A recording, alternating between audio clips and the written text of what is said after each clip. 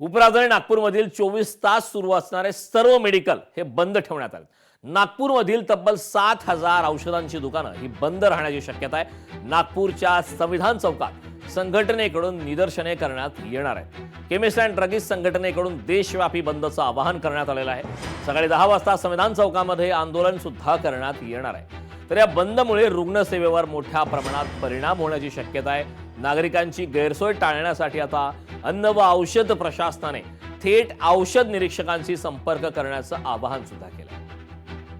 महत्त्वाची अपडेट, 24 तास सुरू असणारे सर्व मेडिकल बंद आहेत। विशेषतः उपराजधानी नागपूरमध्ये मात्र या संदर्भात आंदोलन केलं जाणार आहे। तर आज देशव्यापी बंद पुकारण्यात आलेला। या संदर्भात ताजी अपडेट देण्यासाठी मुंबईमधून आपल्या प्रतिनिधी मीनाक्षी म्हात्रे, पुण्यातून चंद्रशेखर भांगे, नागपूरमधून ज्ञानेश्वर पवार आणि छत्रपती संभाजीनगरमधून सचिन बडे आपल्यासोबत जोडलेत। पहिल्यांदा मी मीनाक्षीकडे जाणार आहे। मीनाक्षी, आपण पाहतोय आज देशव्यापी बंद पुकारण्यात आलेला आहे। ऑनलाईन विक्रीच्या विरोधात यावेळी वारंवार आक्षेप घेण्यात आला होता, त्या प्रकारची तक्रार सुद्धा देण्यात आली होती, मात्र त्याची दखल घेतली जात नव्हती आणि त्यामुळेच हा बंद पुकारण्यात आल्याची माहिती मिळते। काय अपडेट आहे? मुंबईमध्ये सध्या 24 तास जे मेडिकल सुरू असतात ते आता बंद पुकारण्यात आलं आहे। या बंदला नेमका मेडिकल उद्योगांनी कसा प्रतिसाद दिलाय? निश्चितच खरं तर आपण पाहतोय की या बंदाची हाक ज्या पद्धतीत दिलेली आहे त्यामध्ये all India chemist and druggist असोसिएशनकडनं हा देशव्यापी संप पुकारण्यात आले। एकीकडे आपण पाहतोय की हा संप जरी पुकारण्यात आला असला तरी मात्र मुंबईतली काय परिस्थिती आहे ही आपण जाणून घेऊया। मुंबईमध्ये सध्या मी मुंबईच्या परळ परिसरामध्ये आहे, जिथे महत्त्वाचे रुग्णालय आहेत, जसं केम रुग्णालय आहे। या परिसरामध्ये आपण पाहतोय की केम रुग्णालयाच्याच परिसरामध्ये अनेक मेडिकल्सची दुकानं आहेत आणि ती मेडिकल्सची दुकानं आज आपण पाहतोय की बंद असल्याची चित्र पाहायला मिळतात। खरं तर आपण पाहिलं तर मोठ्या प्रमाणात रुग्ण जे आहेत ती या सगळ्याच केम रुग्णालयामध्ये येत असतात आणि याच मेडिकल्समधनं जी आहेत ती औषधं घेत असतात। मात्र आज हा संप पुकारलेला आहे आणि त्यामुळेच कुठेतरी या सगळ्याच रुग्णांची गैरसोय होऊ शकते, त्यांना कुठेतरी अडचणीचा सामना करावा लागू शकतो। खरं तर आपण पाहिलं तर बेकायदेशीरपणे आणि नियमबाह्यपणे ऑनलाईन ॲप्सवरून जी औषधं आहेत ती मोठ्या प्रमाणात विकली जातात आणि त्याचाच परिणाम कुठेतरी छोट्या केमिस्ट दुकानदारांच्या व्यवसायावरती होत आहे आणि त्यांना प्रचंड याचा फटका जो आहे तो सहन करावा लागत आहे। दुसरीकडे जर आपण पाहिलं तर अन्न पुरवठा करणारे जे ऑनलाईन जे प्लॅटफॉर्म आहेत ज्याच्यामध्ये सहजपणे म्हणजे ज्या वेगवेगळ्या पद्धतीच्या गोळ्या आहेत त्या प्रिस्क्रिप्शन शिवाय जी आहेत त्या देखील दिल्या जातात, खरेदी केल्या जात आहेत आणि त्यामुळेच या सगळ्याचा विरोध करण्यासाठी जवळपास 12.5 लाखांहून केमिस्टची दुकानं जी आहेत ती बंद राहणार आहेत आणि या संपूर्णतः देशव्यापी बंदामध्ये आपण पाहतोय की मोठ्या प्रमाणामध्ये जे विक्रेते आहेत किंवा मग केमिस्टची दुकानं आहेत ती बंद राहणार आहेत। इमर्जन्सीच्या सिच्युएशनमध्ये आपण पाहिलं तर जी 24 तास सुरू असलेली जी मेडिकलची केमिस्टची दुकानं आहेत ती काहीशी सुरू आहेत, तशी चित्र जी आहेत ती मुंबईत पाहायला मिळतात। त्यामुळे निश्चितच आज जर सरकारच्या वतीनं कोणताही निर्णय घेण्यात आला नाही तर जी केमिस्टच्या चाव्या आहेत त्या सरकारकडे दिल्या जातील, अन्यथा हा संप असा सुरू राहील असं देखील आव्हान जे आहे ती या संघटनेकडनं करण्यात आलेलं आहे। तर निश्चितच आज दिवसभरामध्ये काय चित्र आहेत किंवा मग सरकारच्या वतीनं काही निर्णय घेतला जातो का या संदर्भामध्ये, याकडे देखील प्रामुख्याने लक्ष राहणार आहे। करण, नक्कीच मीनाक्षी, आता आपण पुण्यामध्ये जाणार आहोत। आपले प्रतिनिधी चंद्रशेखर भांगे आपल्यासोबत जोडले। चंद्रशेखर जी, आपण पाहतोय की पुण्यामध्ये आता आज खूप मोठ्या प्रमाणात रुग्णांची गैरसोय सुद्धा होऊ शकते अशी शक्यता आहे, कारण 24 आवर्स सुरू असणारे मेडिकल सुद्धा बंद आहेत। सरकारच्या माध्यमातून याची काही पर्याय व्यवस्था करण्यात आलेली आहे का आणि मेडिकल दुकानदारांच्या माध्यमातून या बंदला कशा प्रकारचा प्रतिसाद आहे? पुण्यातली नेमकी आजची परिस्थिती काय? कारण खरं तर कॉर्पोरेट धोरण आणि औषधांची ऑनलाईन विक्री या दोन मूळ कारणामुळे सध्या पुणे शहर आणि जिल्ह्यातील एकूण 15,000 मेडिकल आज संपावरती गेलेले आहेत, जे 24 तास उपलब्ध असतात औषधासाठी। ते मेडिकल सुद्धा या सगळ्या संपामध्ये जे आहे ते सहभागी झालेले आहेत। खरं तर या सगळ्यांना संपात सहभागी होऊ नका असं खरं तर मेडिकल असोसिएशनला विनंती आरोग्य विभागाकडून करण्यात आली होती, परंतु ही विनंती धुडकावत आरोग्य जे आरोग्याच्या संघटना आहेत त्या संघटना सगळ्या सहभागी ज्या आहेत त्या मेडिकल बंदामध्ये झालेल्या आहेत. पुणे शहरामध्ये आपण पाहिलं तर ससून रुग्णालय हे खरं तर मूळ महत्त्वाचं रुग्णालय आहे. या रुग्णालयाला राज्यभरातून अनेक जे रुग्ण उपचारासाठी येत असतात, परंतु त्या ठिकाणचं मेडिकल सुद्धा आज बंद असणार आहे. त्यामुळं खरं तर रुग्णांना मोठ्या प्रमाणात फटका बसणार आहे. आपण पाहिलं की पुणे शहरातील नागनाथ पार्क या ठिकाणावर मोठ्या पद्धतीनं जिल्हा आणि राज्यभरामध्ये औषधांचं डिस्ट्रीब्युशन केलं जातं. त्यातून त्या ठिकाणाहून अनेक ठिकाणी वितरण जे आहे त्या औषधांचं केलं जातं.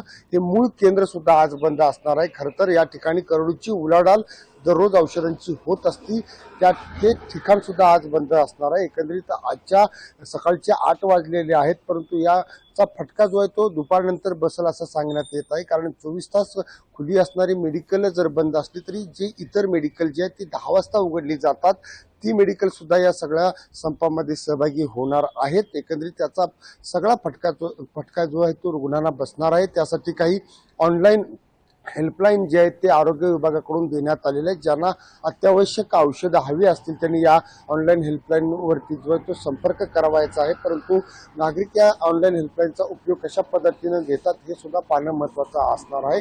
एकंदरीत आज शहर आणि जिल्ह्यातील 15,000 मेडिकल जे आहेत ते संपात जे आहेत ते सहभागी होणार आहेत. कारण नक्कीच उपराजधानी नागपूरमध्ये आपला प्रतिनिधी ज्ञानेश्वर पवार आपल्यासोबत जोडलेला आहे. ज्ञानेश्वर, आपण पाहतोय की आजची खरं तर देशव्यापी बंद आहे आणि नागपूरमध्ये सुद्धा याला बंदला मोठ्या प्रमाणात प्रतिसाद मिळाल्याची प्राथमिक माहिती आपल्यापर्यंत, आणि याच संदर्भात संविधान चौकामध्ये आंदोलन सुद्धा केलं जाणार आहे. काय सविस्तर माहिती आहे नागपूरमध्ये?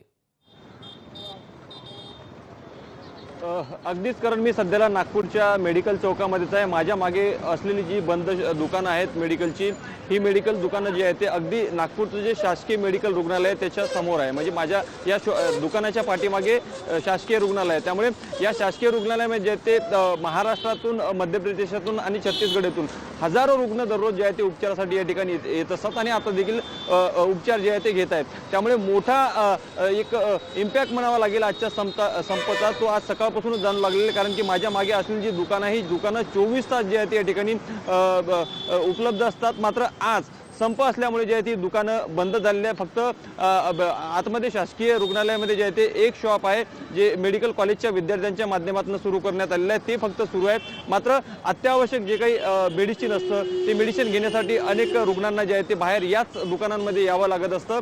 त्यामुळे सध्या प्रशासनाकडून तरी सांगण्यात येत आहे की या बंदच्या अगोदरच जे आहे ते आम्ही काही जे पुरेसा साठा जे आहे ते उपलब्ध करून घेतलेला आहे. मात्र कुठे ना कुठेतरी याचा मोठा फटका जे आहे ते रुग्णसेवेवर आज होण्याची शक्यता आहे. कारण की नागपूर शहरातील किरकोळ आणि ठोक असे जवळपास 7,000 जे आहे ते मेडिकल शॉप आज बंद राहणार आहे. सोबतच नागपूरच्या संविधान चौकामध्ये संपूर्ण संघटनेचे पदाधिकारी एकत्र येत जे आहे ते संपूर्ण निदर्शने देखील या ठिकाणी करणार आहे. त्यामुळे एकूणच पाहता नागपूर शहरामध्ये सकाळपासूनच सर्व जे मेडिकल शॉप जे आहेत ते बंद आहे. अपवाद प्रशासनाकडून काही मेड प्लस असतील, वेलफेअर फार्मसी असेल, या फक्त जे शॉप जे आहेत ते सुरू राहणार आहेत. त्यामुळे कुठेतरी एक रुग्णांना दिलासा मिळाव्यासाठी शॉप असतील, परंतु अतिआवश्यक जे काही औषध असतं ते या शॉपमध्ये कधी अवेलेबल असतं कधी नसतं. त्यामुळे हे जे दुकान आज संप जे पुकारण्यात आले, जे काही मेडिकल शॉप बंद आहे त्याचा मोठा फटका जे आहे ते आज नक्कीच जे आहे ते दिवसभरामध्ये रुग्णसेवेवर दिसून येऊ शकतो. कारण नक्कीच. तर छत्रपती संभाजीनगरमधून आपले प्रतिनिधी सचिन बडे आपल्यासोबत जोडलेले आहेत. मी सचिनकडे जाणार आहे. सचिन, आपण पाहतोय मराठवाड्याची राजधानी म्हणजे छत्रपती संभाजीनगर, आणि ग्रामीण भागातून मोठ्या प्रमाणात रुग्ण हे छत्रपती संभाजीनगरमध्ये उपचारासाठी येतात. आजची नेमकी काय परिस्थिती आहे? कारण मेडिकल सेवा बंद असल्यामुळे घाटी किंवा इतर शासकीय जे रुग्णालय आहेत त्या ठिकाणची काय परिस्थिती आहे? कोणत्या रुग्णांची चर्चा झालेली आहे का, किंवा रुग्णांची गैरसोय होते का? त्यावरती काही पर्यायी व्यवस्था सध्या उपलब्ध आहे का? छत्रपती संभाजीनगर जिल्ह्यातील तब्बल 4,000 मेडिकल आज बंद असणार आहेत. यामागचं कारण होतं की ऑनलाईन ज्या औषधी विक्री केली जात आहे तर त्याला विरोध या ठिकाणी या विक्रेत्यांनी केलेला आहे. त्यांचं मत असं आहे की तुम्ही ऑनलाईन ही विक्री न करता ऑफलाईन पद्धतीनं विक्री करावी. सर्वात महत्त्वाचं म्हणजे रुग्णसेवा देत असताना डॉक्टरांचं कार्य जेवढं महत्त्वाचं असतं तेवढंच महत्त्वाचं कार्य आता मेडिकल चालकांचं आहे. कारण त्यांनी जर गोळ्या दिल्या नाही तर उपचार आणि त्यासोबतच कोणतीही सर्जरी असतील, ऑपरेशन असतील किंवा त्यासोबतच रुग्णांना डिस्चार्ज द्यायचा असेल तर गोळ्या, आणि त्यासोबतच उपचार करायचा असेल तर गोळ्या दिल्याशिवाय पर्याय राहत नाही. मग अशा वेळेला औषधी त्यांना मिळाल्या नाही तर याचा खूप मोठा परिणाम निर्माण होतो. छत्रपती संभाजीनगर म्हणजेच घाटी रुग्णालय, शासकीय वैद्यकीय महाविद्यालय रुग्णालय, या ठिकाणी हजारो रुग्ण एका दिवसामध्ये उपचार घेतात। या ठिकाणी मोठ्या संख्येमध्ये लहान लेकरांचा जन्म होतो आणि सर्वात महत्त्वाचं म्हणजे ज्या रुग्णांना बाहेर दरवाजा उघडा नसतो दवाखान्यांचा, त्या ठिकाणी घाटीचा दरवाजा त्यांच्यासाठी 24 तास उघडा असतो।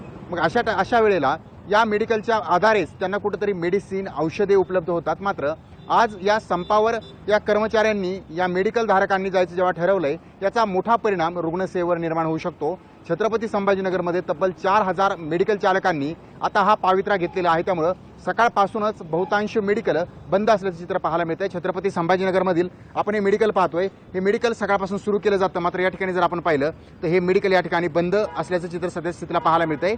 छत्रपती संभाजीनगरातील असे अनेक मेडिकल आहेत जे आजच्या स्थितीला बंद असल्याचं चित्र पाहायला मिळतंय। त्यामुळे छत्रपती संभाजीनगरमध्ये आता 4000 मेडिकल बंद असणं म्हणजेच रुग्णसेवेवर याचा मोठा परिणाम निर्माण होणं आणि त्यासोबतच जे अत्यावश्यक आणि खूपच तातडीचे रुग्ण आहेत त्यांना मेडिकल उपलब्ध करण्यासंदर्भात देखील काही यंत्रणा ज्या आहेत त्या सज्ज करण्यात आलेल्या आहेत। मात्र आज संप पुकारल्याच्या नंतर, आज मेडिकल बंद ठेवल्याच्या नंतर मराठवाड्यामध्ये छत्रपती संभाजीनगरमध्ये याचा मोठा परिणाम दिसू शकतो, जाणवू शकतो। करण अगदी सचिन, आपण कोल्हापूरमध्ये जाणार आहोत। आपले प्रतिनिधी सतेज औंधकर आपल्यासोबत जोडले। सतेज, आपण पाहतोय देशव्यापी बंद पुकारण्यात आलेला आहे, रुग्णांची मोठ्या प्रमाणात गैरसोय होण्याची शक्यता आहे। कोल्हापूरमध्ये काय परिस्थिती आहे? कोल्हापूरची नेमकी आकडेवारी काय? किती मेडिकलचे दुकानं आहेत ते बंद असणार आहेत? सध्या कोल्हापूरमध्ये काय परिस्थिती आहे? नक्कीच, कारण आपण पाहिलं तर कोल्हापूर जिल्ह्यात 4500पेक्षा जे अधिक केमिस्ट असतील, ड्रगिस्ट असतील, हे असोसिएशननं खरं तर आपली दुकानं आहेत आणि मोठ्या आस्थापना आहेत त्या बंद ठेवण्याचा निर्णय जो आहे तो घेतलेला आहे आणि देशव्यापी जो संप पुकारलेला आहे त्याच्यामध्ये सहभागी होणार आहेत। खरं तर कोल्हापूरच्या या असोसिएशननं ठरवलेलं आहे की आज सकाळी 11 वाजता कोल्हापुरातल्या छत्रपती शिवाजी महाराज चौकातून जिल्हाधिकारी कार्यालयावर जिल्ह्यातील हे सगळे केमिस्ट आणि ड्रगिस्ट असोसिएशनचे जे पदाधिकारी असतील आणि जे दुकानदार असतील ते हे एकत्र येणार आहेत आणि ते मोर्चा काढणार असल्याचं सांगितलं गेलेलं आहे। आपल्याला माहिती आहे की ऑनलाईन ही सगळी औषधांची विक्री होती, त्या विक्रीच्या निषेधार्थ खरं तर हा बंद देशव्यापी बंद आहे आणि देशव्यापी बंदामध्ये रात्री 12 वाजल्यापासून कोल्हापुरातले हेच सगळे जे केमिस्ट आणि ड्रगिस्ट असोसिएशनचे जे दुकानं आहेत ती सहभागी झाल्यात आपल्याला पाहायला मिळते। रात्री 12 वाजल्यापासून ह्या सगळ्या दुकानदारांनी आपला बंदमध्ये उत्स्फूर्त असा सहभाग नोंदवल्याचं देखील स्पष्ट दिसून येते। कारण जी 24 तास चालणारी जी मेडिकल सेवा आहे, जी दुकानं आहेत ती दुकानं देखील आता बंद आहेत। त्यामुळे अनेक रुग्णांचे हाल होताना पाहायला मिळत आहेत। काही वेळापूर्वी ज्यावेळेस मी इथं राजारामपुरीतल्या वेलनेस जिथं स्टोअर आहे या स्टोअरच्या बाहेर आलो त्यावेळेस अनेक जे औषधं घेण्यासाठी जे लोक आले होते त्यांना परत फिरावं लागलेलं आहे। कारण जर पाहिलं तर काही लोकांना माहीत पण नाही की या ठिकाणी खरं तर संप आहे। मात्र हा जरी संप असला तरी अत्यावश्यक सेवांसाठी जिल्हा प्रशासनानं एक हेल्पलाईन सुरू केलेली आहे। या हेल्पलाईनद्वारे ज्यांना कोणाला औषधं पाहिजेत त्यांना ते औषधं मिळतील असं देखील सांगितलं गेलेलं आहे। अन्न आणि औषध प्रशासनानं यासाठीचं पाऊल आहे ते उचललेलं आहे। शिवाय काही जे मेडिकल आहेत जे म्हणजे हॉस्पिटलच्या आत आहेत हे मेडिकल काही प्रमाणात सुरू असल्याचं देखील आपल्याला माहिती समजलेली आहे। त्यामुळं जे बाहेरचे रुग्ण आहेत त्यांना खूप मोठ्या प्रमाणावर ते हाल सहन करावे लागतील। मात्र जे आत हॉस्पिटलच्या आत जे इंडोर रुग्ण आहेत त्यांना मात्र त्यांचे काही प्रमाणात हाल होणार नाही आहेत, कारण आतल्या हॉस्पिटलचे जे खरं तर मेडिकल सुरू असल्यामुळे हे हाल होणार नाहीत। मात्र एकूण पाहिलं तर कोल्हापूर जिल्ह्यातले 4500पेक्षा अधिक मेडिकलचे जे शॉपचे ओनर आहेत, आणखीन केमिस्ट आणि ड्रगिस्ट असोसिएशनचे पदाधिकारी आहेत ते मात्र आज रस्त्यावरती उतरून या सगळ्या घटनेचा निषेध करताना आपल्याला पाहायला मिळणार आहेत। कारण यापूर्वी देखील केंद्रीय मंत्र्यांना वारंवार त्या निवेदनं दिलेली आहेत, मात्र निवेदनं देऊन देखील या सगळ्या ऑनलाईन जो औषध विक्री होते त्याच्यावरती कुठेतरी निर्बंध आलेले नाही आहेत। त्यामुळेच आता पाहिलं तर हे सगळे राज्यभरात नव्हे तर देशभरातले केमिस्ट आणि ड्रगिस्ट असोसिएशननं हा सगळा आता एल्गार पुकारलेला आहे आणि आज प्रत्येक जिल्हाधिकारी कार्यालयावरती हा मोर्चा निघणार आहे। याचा खूप मोठा परिणाम आहे तो या व्यवस्थेवरती होणार आहे। कारण ज्या औषधं गोळ्या ह्या त्या वेळेवर लागतात आणि जर वेळेवरती मिळाल्या नाहीत तर मात्र मोठा त्रास सहन करावा लागू शकतो। त्यामुळेच आता या बंदचा परिणाम जाणवू लागलेला आहे। अनेकांना विना औषधं मागं फिरावं लागते आणि त्याचा त्रास आता या सगळ्या रुग्ण आणखी रुग्णाच्या नातेवाईकांना होतला आहे। नक्कीच सतेज, खूप मोठ्या प्रमाणात रुग्णांच्या नातेवाईकांची गैरसोय होण्याची शक्यता आहे। सतेज, मीनाक्षी, चंद्रशेखर, ज्ञानेश्वर आणि सचिन, खूप खूप धन्यवाद या महत्त्वपूर्ण अशा माहितीसाठी। लोकशाही मराठी ऐका, पहा, जागरूक रहा।